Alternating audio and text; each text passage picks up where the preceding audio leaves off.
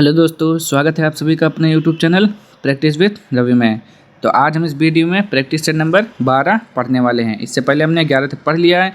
अगर आप लोगों ने वीडियो नहीं देखा है तो उसको देख लीजिए, और यदि आप लोग चैनल पहली बार आए हैं तो चैनल को सब्सक्राइब कर लीजिए। तो चलिए स्टार्ट करते हैं आज का प्रैक्टिस सेट नंबर 12। तो चलिए पहला क्वेश्चन देखिए। जैसा कि आप लोगों को पता है कि हमारे इस सेट में 75 क्वेश्चन होते हैं, हिंदी और जीके के मिलाकर 75 क्वेश्चन होते हैं। ठीक, तो चलिए आपको सभी क्वेश्चन का आंसर देना है। आपने ये बताना है कि 75 में से आपका कितना सही गया है। ठीक, कमेंट बॉक्स में आप बताएंगे। तो चलिए अब पहला क्वेश्चन देखते हैं क्या लिखा हुआ है। पहला है, रसिक प्रिया ग्रंथ के रचनाकार कौन है। तो रसिक प्रिया किसकी है तो आपको ये बताना है। तो ये आपका राइट आंसर हो जाएगा सी। सॉरी जरा, ये हो जाएगा आपका ऑप्शन नंबर सी। रसिक प्रिय, कवि प्रिय, रामचंद्र का, ये सब किसका है, केशवदास का है। ठीक, अगला क्वेश्चन देखेंगे। गुरु के समीप रहने वाले विद्यार्थी के लिए एक शब्द कौन सा होगा। तो गुरु के समीप रहने वाले विद्यार्थी के लिए एक शब्द क्या होता है, वो होता है आपका अंतेवासी। क्या बोलते हैं उसे, अंतेवासी बोला जाता है। ठीक, अगला क्वेश्चन देखेंगे। हिंदी साहित्य के लिए प्रथम व्यास सम्मान किसे मिला। तो हिंदी साहित्य के लिए प्रथम व्यास सम्मान किससे मिला सम्मान, तो वो हो जाएंगे आपके रामविलास शर्मा। कौन से हो जाएंगे, रामविलास शर्मा राइट आंसर हो जाएगा आपको। ठीक, इनको किस लिए मिला था, भारत के प्राचीन भाषा परिवार और हिंदी के लिए मिला था। ठीक, चलिए, और ये व्यास सम्मान कब से प्रारंभ हुआ था, तो प्रथम बार वर्ष 1991 में दिया गया था। रामविलास शर्मा को ही दिया गया था। ठीक, चलिए अगला क्वेश्चन देखिए। विद्वान व्यक्ति पूज्य होते हैं, वाक्य में प्रयुक्त विशेषण कौन सा है। तो विद्वान व्यक्ति पूज्य होते हैं, वाक्य में आपको विशेषण बताना है। तो इसमें आपका कौन सा विशेषण हो जाएगा, गुणवाचक विशेषण हो जाएगा, क्योंकि गुण के बारे में बता रहा है। ठीक, अगला क्वेश्चन देखेंगे अब। इनमें से कौन सा व्यंजन दंत ध्वनि है। दंत यानी कि जो दांत से बोला जाता है, तो वो क्या हो जाएगा आपका राइट आंसर ता हो जाएगा। ठीक, कौन सा हो जाएगा, ता हो जाएगा। और कौन सा होता है, ता, थ, द, ध, न, ये सब आपके दंत ध्वनि होते हैं। अगला क्वेश्चन देखेंगे अब। इनमें से शुद्ध वाक्य का चयन करें। भारत में अनेक बोली हैं, भारत में अनेकों बोलियां हैं, भारत में अनेक बोलियां हैं, भारत में अनेकों बोली हैं। तो 6 का आपका राइट आंसर क्या हो जाएगा, ऑप्शन नंबर सी देखेंगे आप। भारत में अनेक बोलियां हैं। ठीक, ये आपका सही हो जाएगा। अनेकों नहीं होता है, अनेकों नहीं होता है, और बोली नहीं होता है, बोलियां होता है। ठीक, अगला क्वेश्चन। सापेक्ष शब्द का विलोम क्या हो जाएगा। तो सापेक्ष का क्या होता है, निरपेक्ष होता है। सापेक्ष का क्या हो जाएगा, निरपेक्ष। बिल्कुल सही है आपका। ठीक, अगला क्वेश्चन देखेंगे। इनमें से अरविंद शब्द का पर्यायवाची कौन है। तो अरविंद का पर्यायवाची आपको बताना है। आपका तो क्या हो जाएगा, केवड़ा, कमल, कचवृक्ष, गुलाब। तो अरविंद किसका होता है, कमल का होता है। ठीक, ऑप्शन नंबर सी बिल्कुल सही है। और क्या होता है, पंकज होता है, सरोज, जलज, पंकज, अंबुज, ये सब किसका होता है, ये होता है आपका कमल का होता है। ठीक, संचारी भावों की संख्या कितनी है। तो संचारी भाव की संख्या कितनी है, आप क्या बताएंगे, 33। कितनी है संचारी भाव की संख्या, 33 है। ठीक, अगला क्वेश्चन देखेंगे। किवाड़ शब्द इनमें से क्या है। तो किवाड़ क्या है, तद्भव है, तत्सम है, देशज है, या फिर इनमें से कोई नहीं। तो किवाड़ शब्द जो है आपका तद्भव शब्द है, जिसका तत्सम कपाट होता है। ठीक, ये आपका तद्भव है। अगला क्वेश्चन देखेंगे 11। चलिए 11 नंबर देखिए। इनमें से हिंदुस्तानी भाषा का रूप कौन सा है। तो आपको बताना है कि हिंदुस्तानी भाषा का रूप कौन सा है। तो यहाँ पे जो आपका राइट आंसर हो जाएगा वो क्या हो जाएगा, ऑप्शन नंबर ये सी हो जाएगा, हिंदी उर्दू मिश्रित। ठीक, अगला देखिए। झरना ग्रंथ के रचनाकार कौन है। तो आपको बताना है कि झरना ग्रंथ के रचनाकार कौन है। तो 12 का आपका राइट आंसर क्या हो जाएगा, जयशंकर प्रसाद जी हो जाएगा। ठीक, क्या हो जाएगा, जयशंकर प्रसाद। और क्या होता है इनका, इनका होता है तितली, कामायनी, आंसू, लहर, झरना, चित्रधार, ये सब होता है। अजातशत्रु, ध्रुव स्वामिनी, आकाशदीप, एक घूट, लहर, ये सब क्या है, जयशंकर प्रसाद की रचनाएं हैं। ठीक, अगला क्वेश्चन देखेंगे। इनमें से किस वर्ण वर्ग का उच्चारण स्थान कंठ तालु है। जो कंठ और तालु से बोला जाए। ठीक, तो कंठ तालु से आपका कौन सा हो जाएगा, 13 का राइट आंसर। कंठ तालव ध्वनि कौन सा है, ए होता है, तो ये आपका हो जाएगा राइट आंसर। इनमें से कौन सा शब्द आग का पर्यायवाची है। तो आपको बताना है कि आग का पर्यायवाची क्या होता है। तो आपका क्या हो जाएगा राइट आंसर इसमें बताएंगे आप? तो 14 का राइट आंसर हो जाएगा। आग का पर्यायवाची, सॉरी लिखा हुआ है आग का पर्यायवाची नहीं है। तो ये जो देखिए कृषाणु होता है, पावक होता है, अनल आग, अनल, पावक, दहन, कृषाणु, ये सब आग के पर्यायवाची, लेकिन व्योम जो है इसका पर्यायवाची नहीं है। ठीक, तो आपका राइट आंसर क्या हो जाएगा? व्योम, जो कि आकाश का पर्यायवाची होता है। पहाड़ पर लालटेन किसकी रचना है? तो आपको बताना है पहाड़ पर लालटेन किसकी रचना है। तो ये रचना है मंगलेश डबराल की। ठीक, किसकी? मंगलेश डबराल की। और कौन सी रचना है? घर का रास्ता, कवि का अकेलापन, नए युगों में शत्रु, ये सब इनकी रचनाएं हैं। अगला क्वेश्चन देखेंगे, नारियल का तत्सम शब्द कौन सा होगा? तो नारियल का क्या होता है? तत्सम शब्द बताना है। तो नारियल का होता है नारिकेल होता है। ठीक, ऑप्शन नंबर डी। हिंदी भाषा का जन्म इनमें से किससे हुआ है? तो हिंदी भाषा का जन्म आपको बताना है किससे हुआ है। तो वो हुआ है आपका अपभ्रंश भाषा से। हिंदी का जन्म किससे हुआ है? अपभ्रंश भाषा से। तो देखिए इसका जो क्रम होता है, पहले संस्कृत, पाली, प्राकृत, अपभ्रंश, फिर हिंदी आता है। ठीक, क्या होता है? संस्कृत, पाली, प्राकृत, अपभ्रंश, हिंदी। अगला देखेंगे, गुडा के शब्द का संधि विच्छेद क्या होगा? तो इसका हो जाएगा आपका गुडा का धन ईस। ऑप्शन नंबर सी बिल्कुल सही लिखा हुआ है। नैसर्गिक शब्द का पर्यायवाची कौन सा होगा? तो नैसर्गिक का पर्यायवाची आपको बताना है। तो क्या हो जाएगा? तो इसका होता है प्राकृतिक। नैसर्गिक का मतलब क्या होता है? प्राकृतिक होता है। ठीक, और क्या हो जाएगा? वास्तविक, कुदरती, स्वाभाविक, ये सब नैसर्गिक का पर्यायवाची होता है। अगला क्वेश्चन देखेंगे, आपका गद्यांश आ गया है, पढ़ लेते हैं। जिंदगी के असली मजे उनके लिए नहीं है जो फूलों की छां के नीचे खेलते और सोते हैं, बल्कि फूलों की छां के नीचे अगर जीवन का कोई स्वाद छिपा है तो वह भी उन्हीं के लिए है जो दूर रेगिस्तान से आ रहे हैं, जिनका कंठ सूखा है, ओठ फटे हुए हैं और सारा बदन पसीने से तर है।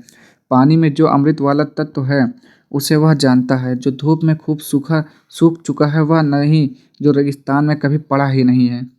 तो चलिए ये आपका गद्यांश हो गया। अब इसका क्वेश्चन आंसर देखते हैं। उपयुक्त गद्यांश में अमृत वाला तत्व का क्या तात्पर्य है? तो आपको बताना है अमृत वाला तत्व का तात्पर्य। तो ये हो जाएगा आपका जीवन का सार। अगला क्वेश्चन देखिए, उपयुक्त उपयुक्त गद्यांश में किस बात के महत्व को बताया गया है? तो उपयुक्त गद्यांश में किस बात के महत्व के बारे में बताया गया है? तो ये आपका परिश्रम यानी कि श्रम के बारे में बताया गया है। उपयुक्त गद्यांश के अनुसार जो धूप में खूब सूख चुका है वाक्य से क्या अभिप्राय है? तो इसका मतलब है कि कड़ा परिश्रम करना। ठीक, अगला क्वेश्चन देखेंगे, जो किए गए उपकारों को मानता है के लिए एक शब्द कौन सा होगा? जो किए गए उपकारों को मानता हो वो क्या होता है आपका? बताएंगे, कृतज्ञ होता है। जो उपकारों को मानता है उसे कृतज्ञ बोलते हैं और जो नहीं मानता उसे कृतज्ञ बोलते हैं। ठीक, राइट आंसर कृतज्ञ हो जाएगा। वही मनुष्य है कि जो मनुष्य के लिए मरे, वाक्य में कौन सा अलंकार है? तो आपको बताना है इसमें अलंकार। तो 24 का राइट आंसर क्या हो जाएगा? देखिए मनुष्य मनुष्य शब्द 2 बार आया हुआ है। ठीक, तो ये आपका हो जाएगा अनुप्रास अलंकार। ठीक, जहाँ एक ही शब्द के अनेक अर्थ व्यंजित हो वह कौन सा अलंकार होता है? तो वो होता है आपका, बताएंगे, श्लेष अलंकार। क्या होता है? श्लेष अलंकार होता है। ठीक, जब एक शब्द एक से अनेक बार आए उसका अर्थ अलग अलग हो तो होता है आपका श्लेष अलंकार। इनमें से हिरण का पर्यायवाची कौन सा है? तो हिरण का पर्यायवाची कौन सा होता है आप बताएंगे? कंचन होता है। कौन सा होता है? कंचन होता है। और क्या होता है? सोना, कुंदन, कनक, ये सब किसके हैं? हिरण के पर्यायवाची हैं। ठीक, संयोग का विलोम कौन सा होगा? तो संयोग का विलोम होता है आपका वियोग। संयोग का क्या हो जाएगा? वियोग हो जाएगा। ठीक, और देखिए सहयोग का असहयोग, कुयोग का सुयोग हो जाएगा। अब अगला देखेंगे,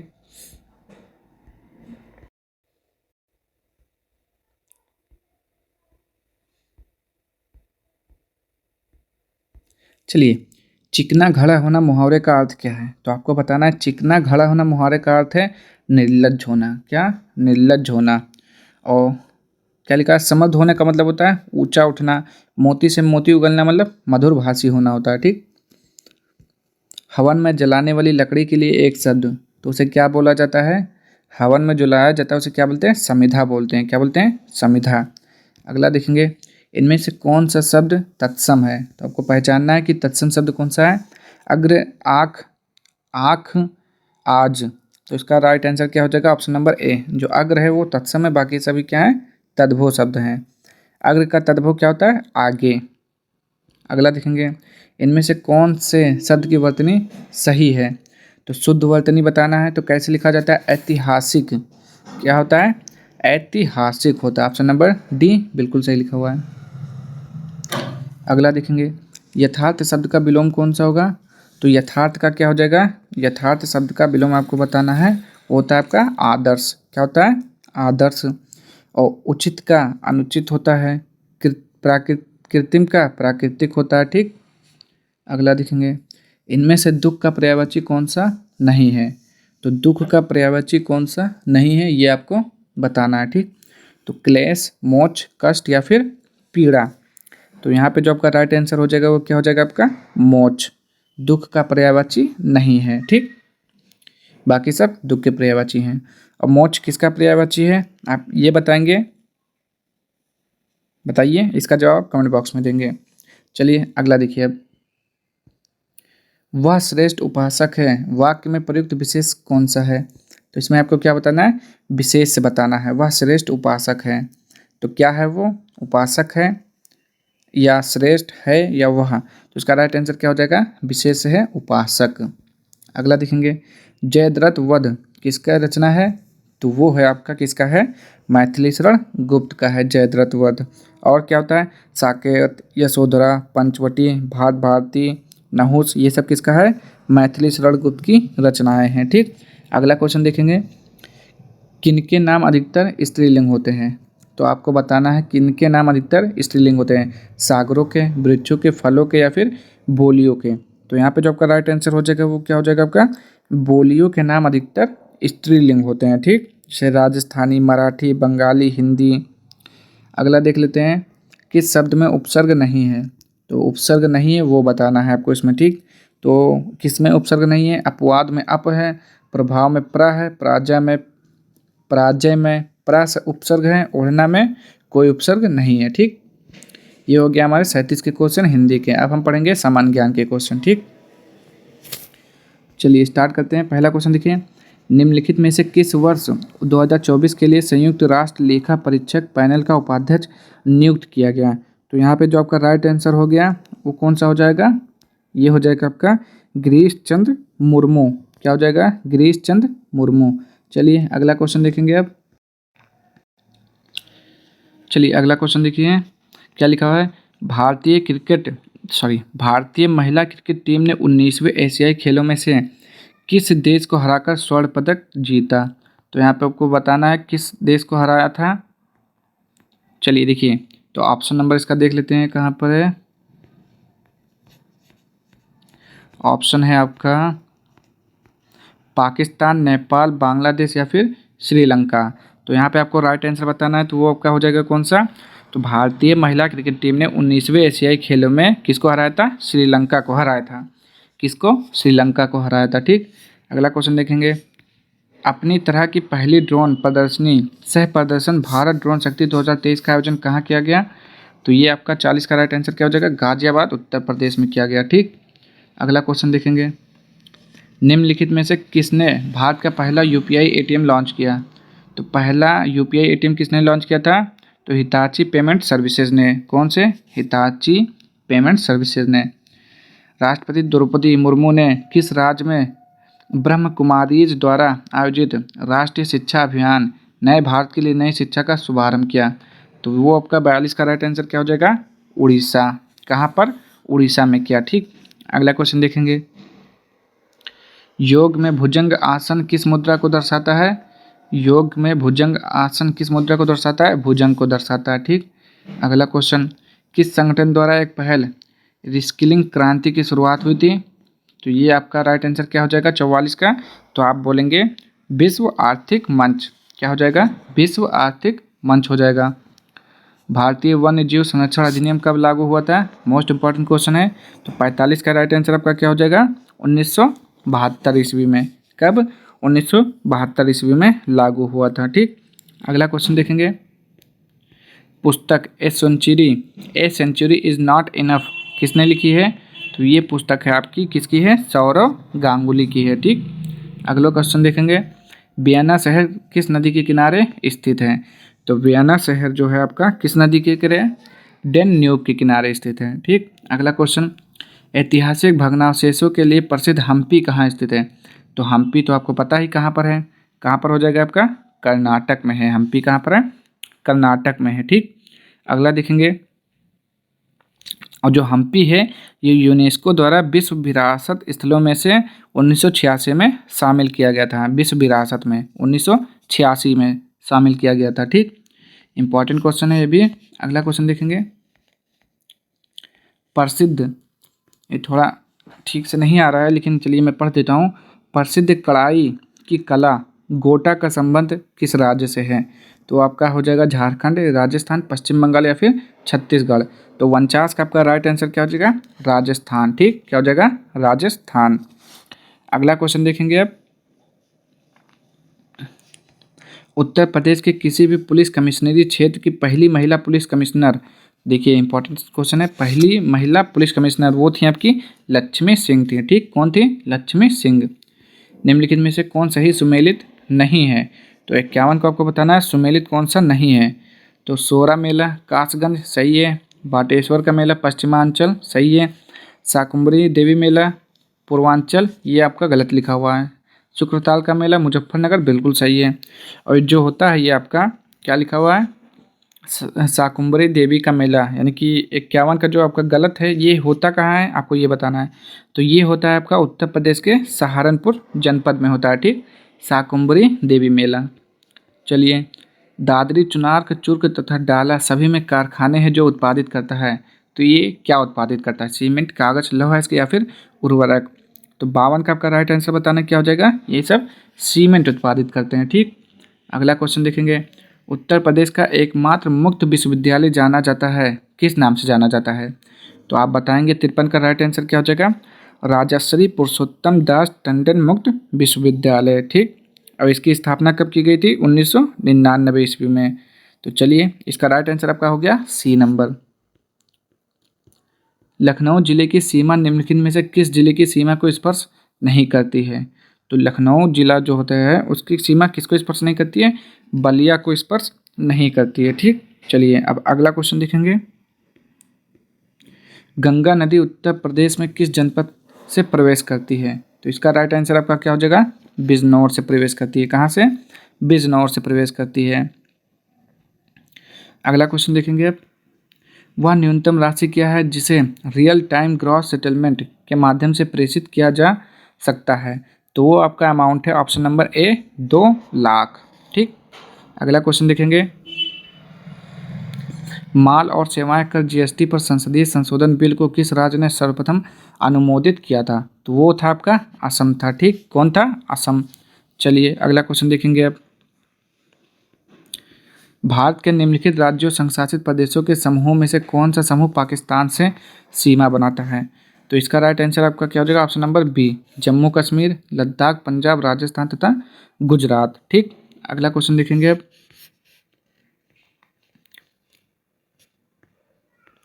निम्नलिखित में से कौन से दक्षिण भारत की सबसे ऊंची चोटी है? तो दक्षिण भारत की सबसे ऊंची चोटी कौन सी है? अनाई मुड़ी है। ठीक, कौन है? अनाई मुड़ी है। दक्षिण भारत या प्रायद्वीपीय भारत की सबसे ऊंची चोटी अनाई मुड़ी है। ठीक, और नीलगिरी पर्वत की सबसे ऊंची चोटी कौन सा है आपका?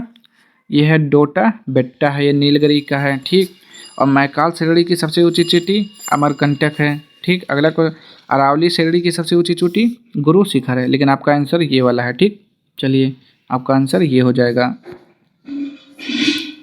अनाई मुड़ी आपका आंसर है। ठीक, चलिए अगला देखेंगे, वर्ष 2022 ईस्वी के प्रारंभ में निम्नलिखित में से कौन सा देश इस्पात के उत्पादन में विश्व में प्रथम स्थान पर रहा था? तो 60 का आपको राइट आंसर बताना, वो कौन हो जाएगा आपका? चीन। कौन हो जाएगा? चीन। ठीक, चीन आता है, फिर भारत, फिर जापान, फिर यूएसए, फिर रूस आता है। ठीक, चलिए अगला देखेंगे,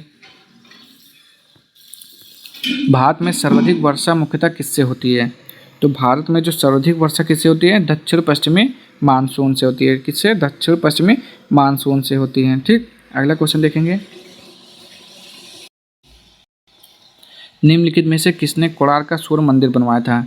तो कोणार्क का सूर्य मंदिर किसने बनवाया था? तो इसका आपको राइट आंसर बताना है, नरसिंह देव वर्मन ने बनवाया था। किसने? नरसिंहदेव वर्मन ने बनवाया था। कहाँ पर है? उड़ीसा में है। ठीक, इसको और क्या नाम से जाना जाता है? कोणार्क को ब्लैक पैगोडा के नाम से जाना जाता है। किसके नाम से? ब्लैक पैगोडा के नाम से, जो कि बहुत इंपॉर्टेंट क्वेश्चन है, इसका ब्लैक पैगोडा का पूछ लेता है। ठीक, कि कोणार्क का अन्य नाम क्या है? Black pagoda. अगला क्वेश्चन देखेंगे, निम्नलिखित रचनाओं में से कौन सी रचना सही सुमेलित नहीं है? तो आपको बताना है कौन सा सही जो है सुमेलित नहीं है। तो मालविका अग्निमित्रम कालिदास बिल्कुल सही है पहला, मुद्रा राक्षस विशाख सत बिल्कुल सही है, और आपका क्या हो जाएगा? सौदरानंद अश्वघोष बिल्कुल सही है। लेकिन कर्पूर मंजरी हर्षवर्धन, ये आपका क्या लिखा हुआ है? कर्पूर मंजरी हर्षवर्धन, ये आपका गलत है। तो राइट आंसर ये हो जाएगा। और कर्पूर मंजरी है किसका? ये है आपका राजशेखर का है। ठीक, अगला क्वेश्चन देखेंगे, निम्नलिखित में से कौन सा मोरक्को यात्री मोहम्मद बिन तुगलक के शासनकाल के दौरान भारत आया था? तो वो था आपका कौन? इब्न बतूता था। इब्न बतूता मोरक्को देश से संबंधित है। ठीक, इसकी पुस्तक का क्या नाम है? किताबुल रहला। मोहम्मद बिन तुगलक के समय ये आया था। चलिए अगला क्वेश्चन देखेंगे अब, वर्ष 1867 ईस्वी में महाराष्ट्र में किस संस्था संगठन की स्थापना हुई थी? तो 65 का आपका राइट आंसर क्या हो जाएगा?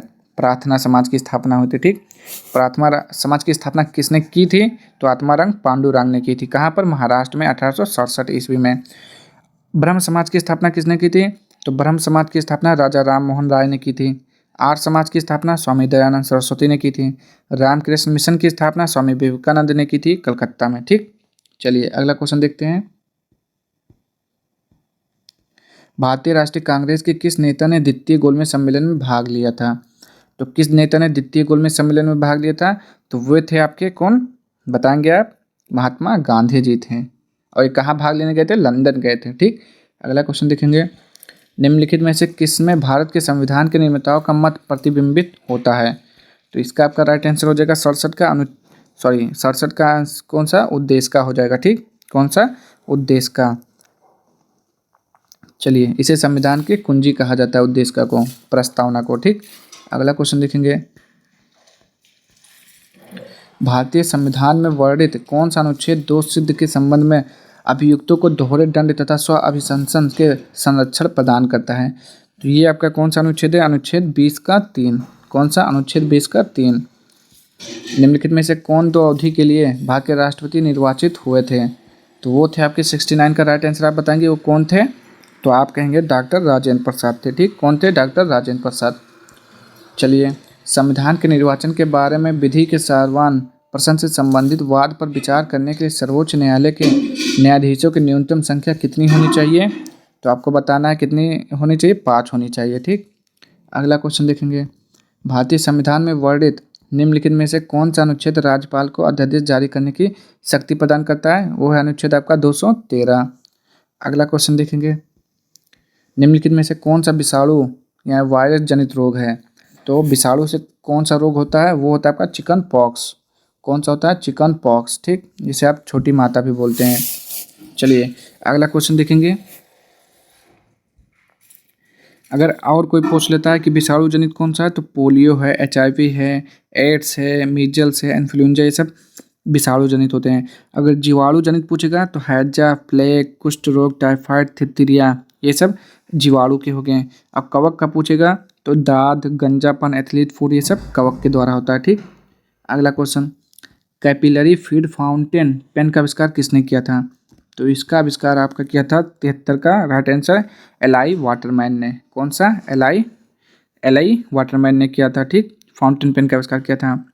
और क्या है, अल्फ्रेड नोबेल ने क्या किया था? डायनामाइट का आविष्कार किया था। ठीक, और जेम्स वाट ने क्या किया था? भाप का इंजन का आविष्कार किया था। पूछ लेता है इसे, आवर्त सारणी के समूह एक की कौन सी नरम धातु हवा के संपर्क में आने से कुछ सेकंड के भीतर धूमिल हो जाती है? तो वो 74 का आपको बताना है राइट आंसर। कौन सा हो जाएगा? तो वो है आपका सोडियम, क्योंकि सोडियम अत्यधिक क्रियाशील होता है। ठीक, कौन सा अम्ल अमाशय में प्रवेश करने वाले जीवाणु को नष्ट कर देता है? तो 75 का आपका राइट आंसर क्या हो जाएगा? HCl हाइड्रोक्लोरिक अम्ल जीवाणुओं को नष्ट कर देता है। ठीक,